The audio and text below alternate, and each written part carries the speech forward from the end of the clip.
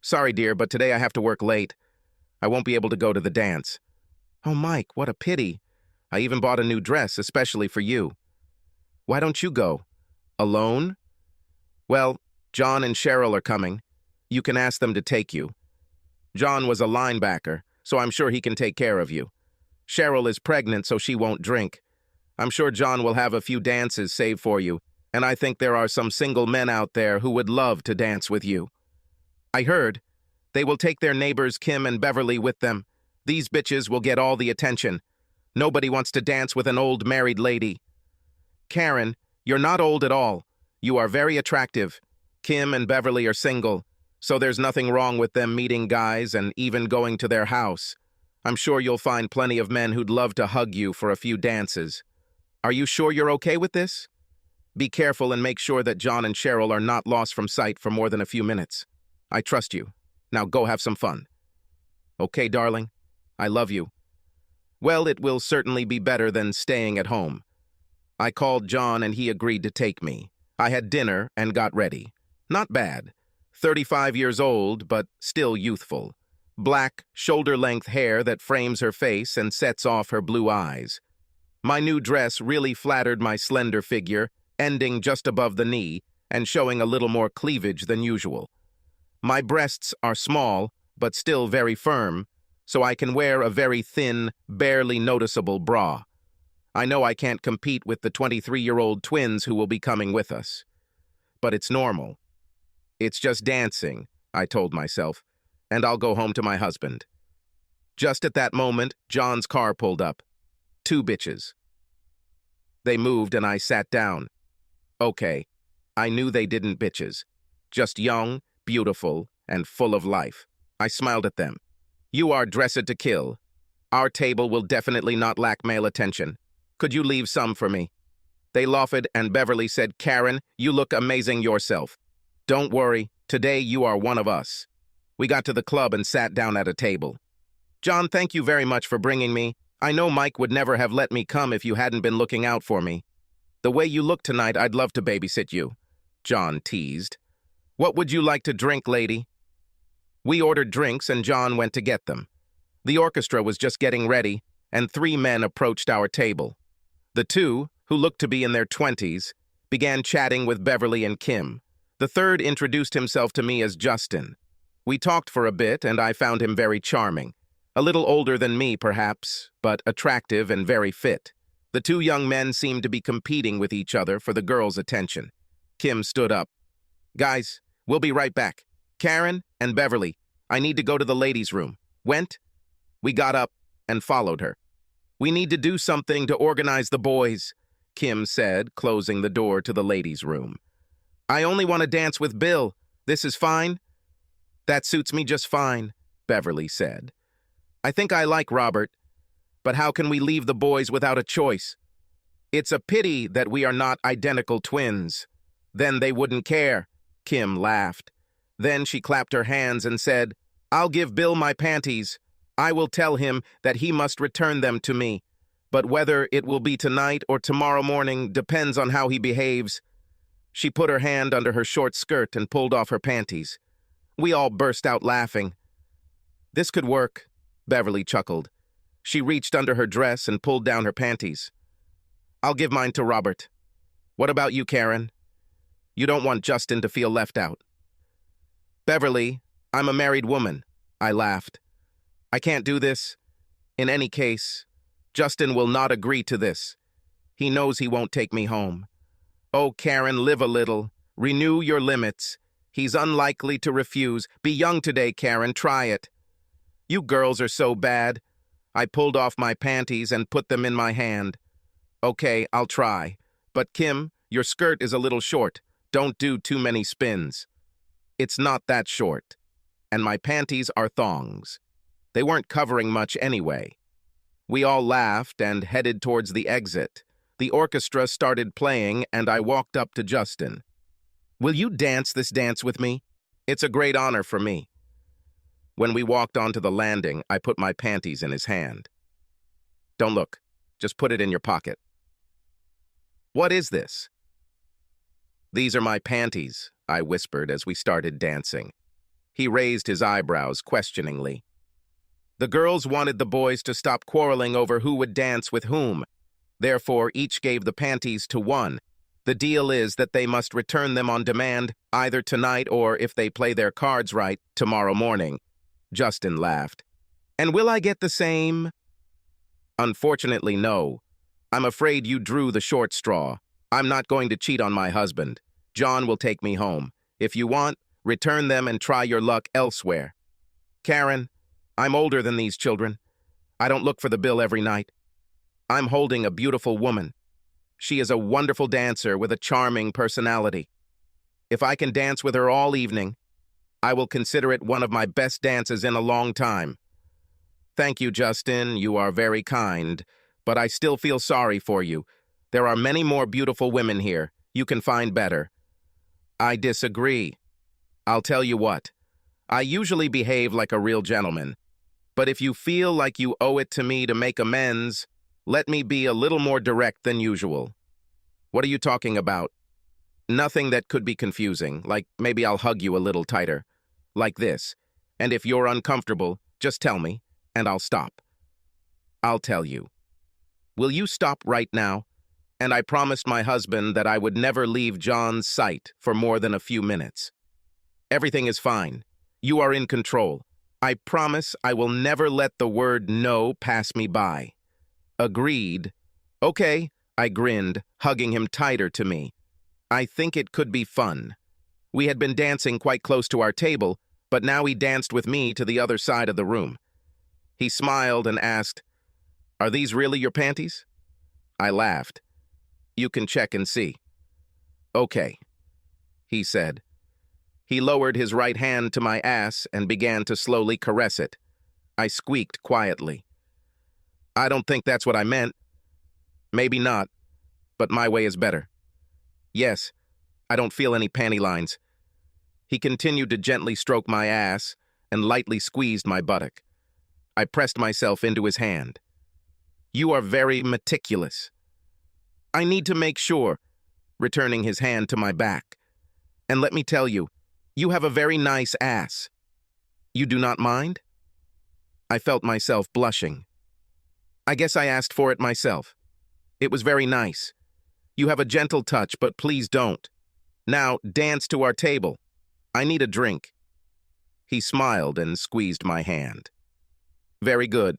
We sat down and John made us drinks. "I kind of lost you there for a while." I took a sip from the glass. "You don't have to watch me every second, John.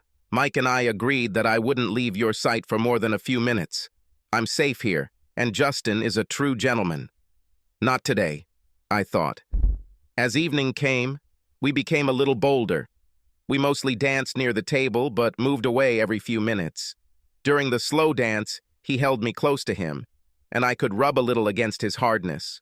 Another time, he kissed my fingertips, and in response, I licked my lips and blew him a sensual kiss. One day when we were dancing a waltz, he looked at my cleavage for a long time, and then blew softly on the tops of my breasts. Whenever we did something, we smiled and giggled like kids who got away with something. We never did anything more than quick, playful teasing, but I could tell we were both horny. Even when we weren't doing anything, I'd get excited, thinking about what I could do or fantasizing about what he might try. And I think knowing that was exciting for both of us. We danced, drank, and flirted for several hours when we sat down to catch our breath. I asked John, "How are the girls doing?" He laughed. "Great. I don't think they will come back." "Well, Cheryl, are you tired? When do you want to return home?"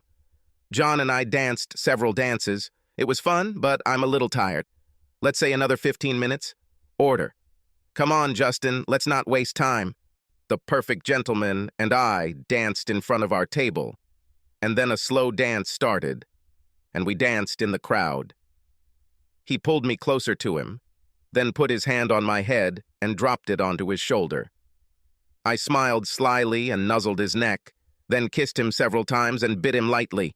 I felt his erection and pressed into it. "You're being very naughty," he breathed. "I just like that I can excite a man." "I'm counting on your promise about the word no." "Karen, you are beautiful. You can excite any man you want, But be careful, or you'll be too excited to say no. He warned and leaned down to kiss me passionately. Our tongues touched and I pulled away. We weren't that far from John. "Not here," I said. Justin bit my ear and whispered, "When you're ready to leave, tell John you'll walk me to the car. Tell him to set a timer for 5 minutes until you return. Then we can say goodbye properly and end a wonderful night with dignity." "Okay," I grinned and hugged him tightly. "Eventually, I have to give you back your panties. Maybe I can put them on you?" I laughed. "Don't know." We did another dance in front of our table when John went to check on the girls. Even though we behaved well, the tension between us was palpable. John returned and said, "The girls won't need my services as a driver." "Let's go too?" Justin came out with me. When we got to the door, I turned to John and said, "While you get the car, I'll walk Justin to his car. Cheryl, set the timer. If I'm not back in 5 minutes, send a search party. We can't let this scoundrel take advantage of me." "Hey," Justin protested. "Today I behaved well." Cheryl laughed. "No, I'll set a stopwatch. You'll have to explain every second to Mike." "Wonderful. Hold my purse and get started." She was fiddling with the phone in her hands. "Go." Justin and I ran into the parking lot, holding hands and laughing hysterically. Justin pulled out the remote to unlock the car and we ran.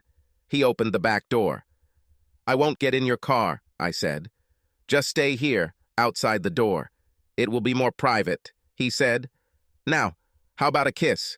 "Well, you definitely deserve a little reward for tonight," I purred. I smiled, hugged his neck and kissed him. Our lips parted and our tongues danced. He put his arm around my waist and hugged me tightly. His right hand slid to my ass and gently stroked it. Well, it's already happened, I thought. Then I felt his left hand lift my dress, and his right hand suddenly rested on my bare ass. I squirmed in the caress. All I could think about was how good I felt as he gently massaged me. His hand moved to her thigh and rubbed up and down teasingly. Somewhere in the fog of my mind there was a feeling that I should do something, but I ignored it. I felt so good. This sensation, combined with the feeling of being wrong, sent tremors throughout my body. I felt my breathing become uneven and my heart pound as I moaned softly. Any thoughts I might have had disappeared as I moaned into his kiss. He held me while my body shook, but when I came to my senses, he carefully lowered me onto the edge of the back seat. I closed my eyes and took a deep breath of air. Then he leaned down again and kissed me tenderly. My eyes widened when I suddenly realized that I was already having sex with him. "Sorry for the rush, but we only have a few minutes left," he breathed. I gasped for air when I felt him put my panties back on. He pulled me to my feet and kissed me quickly. "Hurry up, the clock is ticking." "Oh God," I thought. "How long were we gone?" I ran and saw John driving up with the car. Cheryl touched the phone. "Not bad, 6:23. We don't have anything to tell Mike," she laughed. She looked at me. "God, Karen, you didn't have to run so hard. You're all red and out of breath." I climbed into the back seat and collapsed. We were halfway home when the fog began to clear. My God, what have I done? I cheated on Mike. How could Justin do this? But then I remembered that I agreed that he could take liberties with me, but would stop when I said no. Why didn't I say this? He even warned me that I might be too excited to remember. I got out of the car and saw Mike's car in the driveway. What should I do now? I walked through the door and saw Mike smiling at me. "I need to go to the toilet," I shouted and ran up the stairs. I took off my clothes and stuffed my wet panties deeper into the laundry basket. My dress was a little stained, but it wasn't noticeable. I'll take it to the dry cleaner tomorrow. I took a very thorough shower and used the handheld shower head to thoroughly wash everything out of my pussy. Since I slept naked, I left the bathroom like that. Mike was getting ready for bed himself. Mike smiled at me and said, "I just talked to John. He told me you had a really good time. I told you you don't need partners. Although apparently there was only one. You must be tired. Ready to go to bed?" I smiled and pushed away the guilt. "I'm tired. I must have danced for 3 hours. Yes, it happened with one guy. His name is Justin. He's a little older than us. I don't even know his last name. I don't know where he works and nothing about him at all. Well, except that he was a good dancer. But I'd rather be with you. The new dress you wore looks very cute. I laughed. Well, if you want to see this dress on me, you'll just have to ask me to dance. Okay, next time, I promise. This project is almost complete. Another week or so, and it will be over. And then I promise to take you with me. This will be a date. But now I'm very tired. Do you mind if we just go to bed? I'm tired too, I just got back. I love you, dear. I love you too, darling. Good night. Mike fell asleep immediately. I didn't sleep for a long time trying to comprehend this evening. I can't blame Justin. True, I told him that I was not going to cheat on my husband, but I didn't stop him. And when a man holds a seriously aroused woman in his arms, he takes everything she gives him. I have to admit, I had more fun than I've had in a long time. The thrill of disobedience, of dancing without underwear, the sexual excitement of all the touching, of being in the arms of a handsome stranger who was obviously attracted to me. Even the ending was impressive. But then there was a terrible roar when I realized what I had done. I decided that I could keep tonight as a pleasant memory and never betray Mike again. With this thought, I turned to Mike, stroked him gently, and fell asleep hugging him. 2 weeks later. Wow, honey, this dress suits you. No wonder you had no problems finding dance partners. I felt myself blushing. Thank you, Mike. But there was only one. Well, I'm sure you broke his heart when you came back to me. Let's go to? We got to the club. After drinking, he took me to the dance floor. As we danced, I thought back to the last time I was here and thought, my husband definitely deserves what I gave Justin. In the next slow dance, I pulled Meek towards me, kissed his neck and rubbed it against him. Meek smiled at me. You are terribly playful. Will I be lucky today? Absolutely right. Tonate and as often as you want for the rest of your life. We were sitting and sipping drinks when I heard a familiar voice. Karen, how nice to see you again. Will you introduce me to your husband? I felt my heart leap into my throat. Honey, this is Justin. The man I danced with 2 weeks ago when you couldn't come. Justin, this is my husband, Mike. Mike stood up and they shook hands. Thank you for taking care of Karen, he laughed. She told me that she had a lot of fun. She was afraid that she would not find partners. Oh, I don't think there was anything to fear. She is a wonderful woman and a great dancer. By the way, may I ask your permission to ask her to dance? Mike nodded and Justin extended his hand to me. Can I took his hand and he led me to the dance floor. While we danced, I tried to stay as far away as possible. He chuckled. Glad to hear you had fun. Are you very angry with me? I sighed. Yes, I'm a little upset, but I have to admit that you kept your word. You even warned me that I might forget to stop you. I'm much more angry at myself. I acted like a stupid schoolgirl, flirting with a stranger and then following him to his car. It's true that I had fun until the very end, but I really hate this ending. Yes, that was rather hasty, wasn't it? Sorry about that. However, those few minutes gave me one of the most intense, erotic experiences of my life. I smiled and relaxed a little. It was very stressful for me, too. Maybe we could meet again and see what we can do with more time. Let me say this right now before I forget. No. Karen, please. I know you liked it. In the end, you even lost consciousness. Tell me the truth, you enjoyed every minute. I blushed, thinking about it. Yes, Justin, I admit, it was great. I'm sure I'll remember this fondly for a long time to come, but this must never happen again. I love my husband and never want to hurt him. Well, I liked it so much that I left myself a souvenir. While you were unconscious, I managed to take a couple of pictures. They came out great. My new phone has a low light setting. I shot a close-up of your face and another shot that shows your whole body, with your dress around your waist.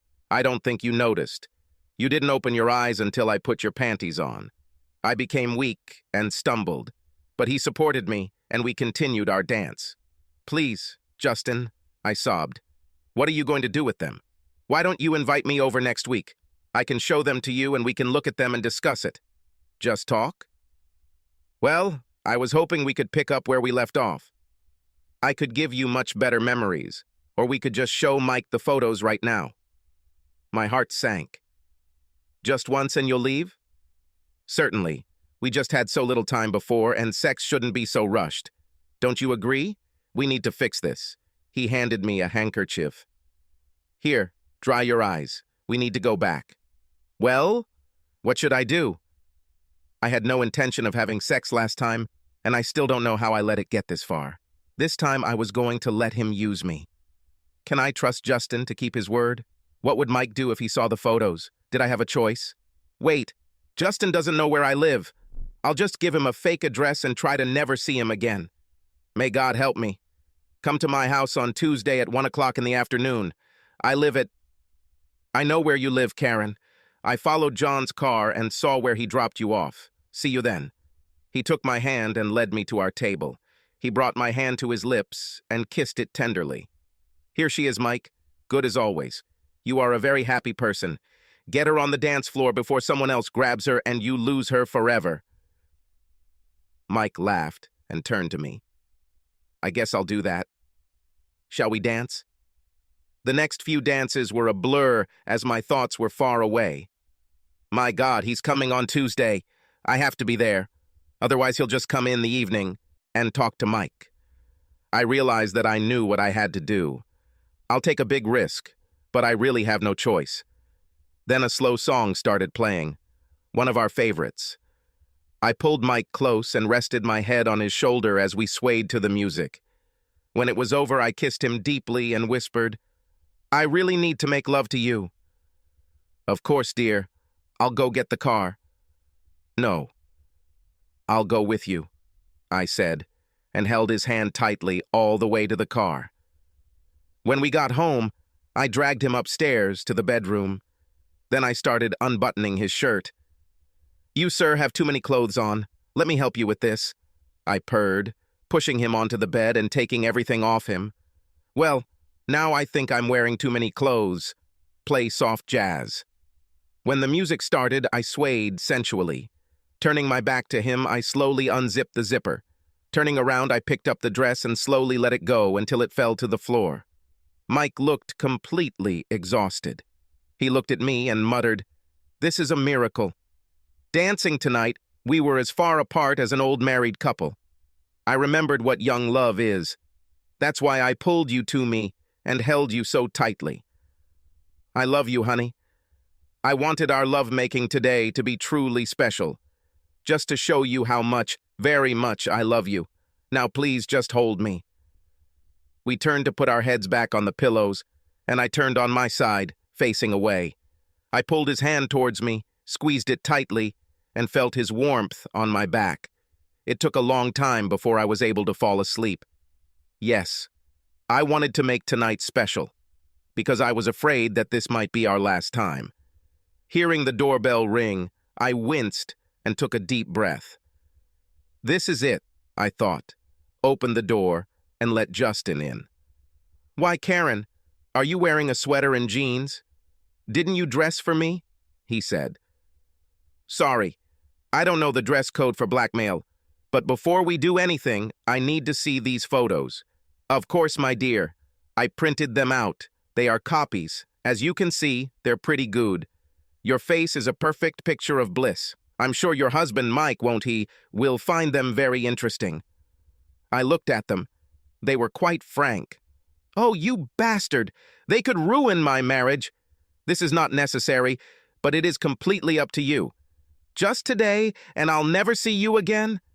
Karen, don't be such a bore. No more than once a week, I promise. Who knows? Maybe someday you'll even start looking forward to it. You don't really have much choice, do you? He grabbed my sweatshirt and started pulling it off. As soon as the hem of my sweatshirt reached my bra, I hit it as hard as I could. Now, officers! I shouted.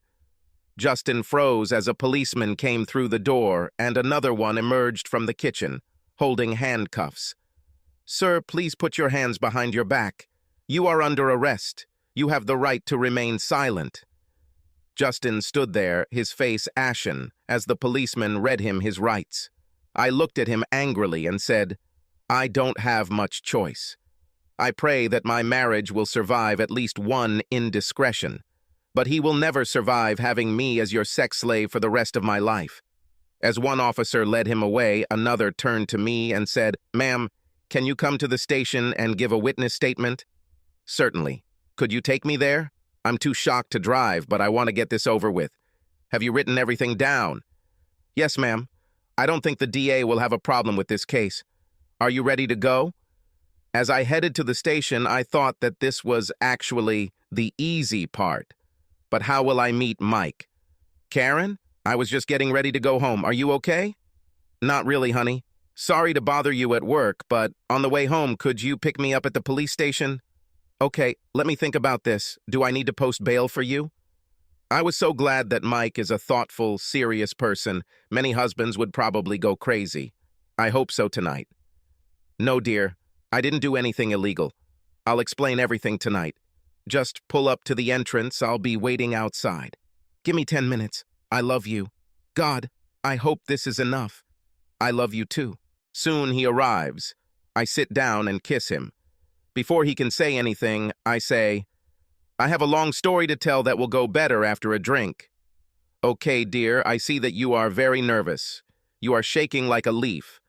I closed my eyes and tried to relax. "I'm fine. Just take us home." I got out of the car, ran to the kitchen, and made us our favorite drinks. I sat down on the couch next to Mike and took a long sip. I looked at Mike and said, "Honey, I love you very much. I know you love me, and I hope that's enough. But at the dance 2 weeks ago, I behaved very badly." I continued to tell him how I had come to give Justin my panties and the deal I had made with him that he could be a little rougher, but would stop if I said no. How we mostly danced where John and Cheryl could see us, but every few minutes we would dive into the crowd and do something naughty.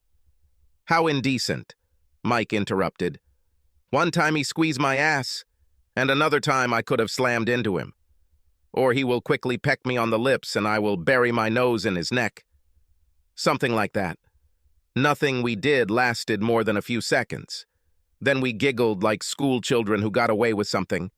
But I have to admit, between all the flirting and dancing with a stranger who knew I wasn't wearing panties, I got seriously horny. And then I made my biggest mistake. During the last dance, he tried to really kiss me. I pushed him away and said, "Not here." "Was this your biggest mistake?" "Honey, I should have said no, but not here actually means yes." He suggested that when we were ready to go, I should walk him to the car and kiss him, and I didn't even think about refusing. In the end, I already agreed. Cheryl even timed it so I would be back in a few minutes. I had to stop to take a few breaths. I took Mike's hands and looked into his eyes. "Honey, I drank a little, but I wasn't drunk. But like I said, I was really excited. When we approached his car, he opened the back door. I refused to get into his car. Instead, I stood with my back to her while he kissed me passionately. When he caressed my ass, it felt really good. And when he somehow lifted my dress to fondle my bare ass, all I could think about was how great it felt. I knew deep down that I had to stop this. I went limp, and he lowered me onto the seat. Before I knew what happened, he started having sex with me. He didn't last more than a minute or two. The next thing I remember, he put my panties back on me and told me I had to come back. Cheryl said I was gone for a little over 6 minutes. In fact, I returned before John arrived in the car. "Honey, I'm really sorry. I didn't want this to happen, but that's no excuse. I should never have put myself in that position, and I swear I will never do it again." Mike looked at me for a long time, and I could hardly breathe. "Why didn't you tell me then?" I sobbed. "When I came home, I felt so guilty. I couldn't even look at you. I ran to the bathroom and tried to wash everything off. When I calmed down, I realized that it was useless to tell you. This would hurt you, and I knew I would never betray you again, no matter the cost. Justin didn't even know my last name. We'd never see him again." Mike looked gloomy. "And then we met him. When Justin came to our table, I thought I was going to die, but I couldn't refuse the dance. While we were dancing, he tried to convince me to see him again. Then he told me that I passed out for a minute after we had sex, and he took a photo of me like that. He threatened to show them to you if I didn't have sex with him at least once. Darling, I may have behaved very stupidly, but I'm not a fool. I realized that this would happen more than once. If I give in to him, he will hold me forever. There is only one way to deal with blackmail: the truth. I knew I had to tell you, but I also didn't want him to leave unscathed. So I told him to come here this afternoon. He already knew where we lived. He was following John's car. Yesterday, I went to the police and filed a complaint against him. The problem was that I didn't have hard evidence. Hell, I didn't even know his last name and didn't know how to find him. They set up an ambush. They waited in the house and recorded his threats. He will spend the next few years in prison. Mike stood up and began pacing around the room. He looked at me and said, "Karen, I admit that you did very well today, but you crossed the line the moment you gave him your panties and decided to let him touch you sexually. Isn't it clear? Oh dear, now I see." When the twins came up with the panty idea and tried to convince me to do it, I said no at first, but it just seemed so exciting. They are so young, and joining them made me feel young too. And I thought, really, what's wrong? It's just a piece of fabric. I, of course, had no intention of doing anything with him. When he suggested flirting a little, that was also exciting. From there, it was a series of tiny steps that added up to betrayal. I never wanted to betray you. I know I made a lot of bad decisions that night. I put myself in a position where I was unable to consciously make a choice. That's why I told you that saying "not here" was my biggest mistake. When I said that, I was essentially agreeing to go somewhere private to kiss him. Now I understand that as soon as I started kissing him, sex was inevitable. From that moment on, nothing depended on my consciousness. Please, dear, you have a wife who loves you and will never hurt you again. Please don't abandon her over a few hours of stupidity and 2 minutes in the back seat of a car. Mike thought for a long time while I waited nervously. Aren't you tempted to accept his offer? After all, he is a man who sexually excites you. Looks like you enjoyed the sex. You would just continue what you already started. I sobbed. God, no. I have no sexual interest in him. I enjoyed it while it was happening, but then I felt bad. Even if you kick me out, I will never touch him again. I admit, I thought about giving in to him, but if I could trust that it would be a one-time thing, and I could just get away with it and leave it all behind. But then I realized something. After that first time, I promised myself that I would never betray you again, no matter what. I realized that I had to refuse him, even at the cost of my marriage, or even the chance for future happiness. And in any case, this would happen more than once. Justin confirmed this today. I would be at his mercy until he got tired of me. Mike sat thoughtfully. I almost wanted him to yell at me. His disappointed look was much worse. Suppose you said no when he started kissing you during that last dance, or even went ahead and kissed him passionately right there and then just went home. Would you tell me about this? How would you feel when you met Justin again? I never thought about it. I don't know, I muttered. I'm hungry, he said. I'll go to Ralph's, sit in a booth, have a couple of beers and ribs, and think carefully. Please think about my questions. I'll be back late. He left. I got up and wandered around the kitchen for a bit, then decided that I wasn't hungry, and just went to bed. Once in bed, I tried to understand what Mike meant with his questions. Suppose I had said no, or simply dragged him to the other side of the room, kissed him as I intended, and then gone home. Would I tell Mike that I gave a man my panties and let him rub my ass and breasts? That I nuzzled his neck, rubbed myself against his bare chest, and generally flirts outrageously with him for 3 hours? Hell no. I told myself that everything I did until the very end was just an innocent game, but since I had to keep it a secret from Mike, that obviously wasn't the case. I'd probably go home so horny that I'd drag Mike into bed, but I'd be thinking about Justin. How would I feel about Justin? He would become a treasured memory for me that I would look back on fondly from time to time. When I met him again at the dance, I couldn't wait to dance with him. I would like to thank him for a wonderful time. The feelings I had would come back. We wouldn't do much right there next to my husband, but I could let him dance with me in the crowd and playfully squeeze my butt, and I would smile and wink at him. Suppose he asked me to have lunch together sometime during the week. Would I agree? Maybe. Well, maybe.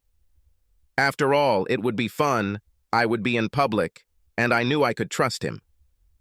What would lunch be like? I would certainly like to do more innocent flirting. After all, our entire relationship was based on flirting. I could only imagine it would just be lunch, so I would wear a skirt and blouse. Well, the skirt might be a little shorter than I usually wear, and the blouse might show a little more cleavage. Hell, I might even give him my panties again and tell him that it's a symbol of our deal. As long as I let him hold my panties, we can be frisky. But he'll never go beyond saying no. He would take me to a restaurant where we could sit in a booth.